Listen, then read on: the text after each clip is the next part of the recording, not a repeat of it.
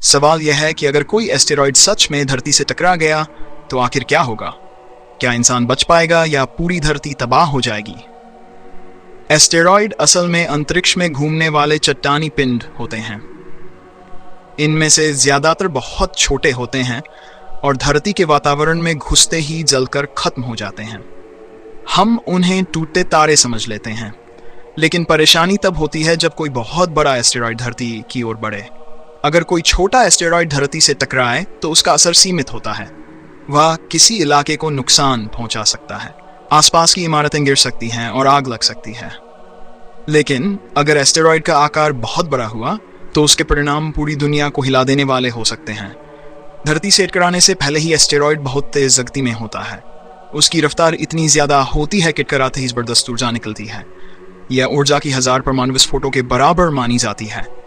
टकराव के समय इतना तेज धमाका होता है कि आसपास का इलाका पल भर में तबाह हो सकता है। टकराने के बाद सबसे पहला असर जमीन पर पड़ता है।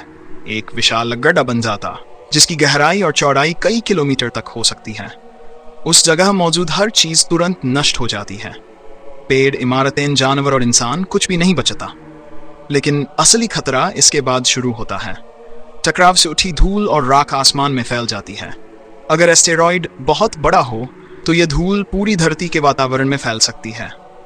सूरज की रोशनी धरती तक पहुंचने में मुश्किल होने लगती है। इससे तापमान गिरने लगता है और धरती पर ठंड बढ़ जाती है। इस स्थिति को कई वैज्ञानिक अंधकार काल जैसा मानते हैं। पौधों को सूरज की रोशनी नहीं मिलेगी तो वे मरने लगेंगे। जब पौधे खत्म होंगे तो जानवरों के लिए भोजन की कमी हो जाएगी। धीरे धीरे यह असर इंसानों तक भी पहुंचेगा। खेती चौपट हो सकती है और भयानक भोजन संकट पैदा हो सकता है। समुद्र में टकराव होने की स्थिति और भी डरावनी हो सकती है। अगर कोई बड़ा एस्टेरॉयड समुद्र में गिरा तो उससे बेहद ऊंची सुनामी लहरें उठ सकती हैं। ये लहरें तटीय इलाकों को पूरी तरह तबाह कर सकती हैं। कई देशों के शहर पानी में डूब सकते हैं। इतिहास गवाह है कि धरती पहले भी ऐसे टकराव झेल चुकी है। माना जाता है कि बहुत पुराने समय में एक विशाल एस्टेरॉयड के टकराने से ही धरती पर मौजूद कई जीव पूरी तरह खत्म हो गए थे। उसी घटना के बाद धरती पर जीवन का नया दौर शुरू हुआ। अब सवाल यह है कि क्या आज इंसान इतना सक्षम है कि ऐसे खतरे से बच सके? अच्छी बात यह है कि वैज्ञानिक लगातार अंतरिक्ष पर नजर रख रहे हैं। ऐसे एस्टेरॉयड्स की पहचान की जा रही है जो भविष्य में धरती के करीब आ सकते हैं। कुछ योजनाएं ऐसी भी हैं जिनमें एस्टेरॉयड की दिशा बदलने या उसे तोड़ने के तरीकों पर काम किया जा रहा है। हालांकि यह काम आसान नहीं है। अंतरिक्ष में किसी तेज रफ्तार पिंड को रोकना या मोड़ना बेहद चुनौतीपूर्ण है। इसके लिए सही समय पर सही कदम उठाना जरूरी होता है।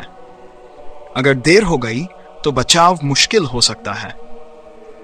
यह सोचकर डर लगता है कि हमारी पूरी सभ्यता एक ऐसे पिंड से खतरे में पड़ सकती है जो लाखों सालों से अंतरिक्ष में भटक रहा हो। लेकिन यही सच हमें यह भी सिखाता है कि ब्रह्मांड कितना अनिश्चित और शक्तिशाली है। अगर कभी कोई एस्टेरॉयड धरती से टकराया तो वह सिर्फ एक टकराव नहीं होगा, बल्कि पूरी धरती के इतिहास को बदल देने वाली घटना होगी। यही कारण है कि वैज्ञानिक इस खतरे को हल्के में नहीं लेते और लगातार धरती की सुरक्षा के लिए काम कर रहे हैं।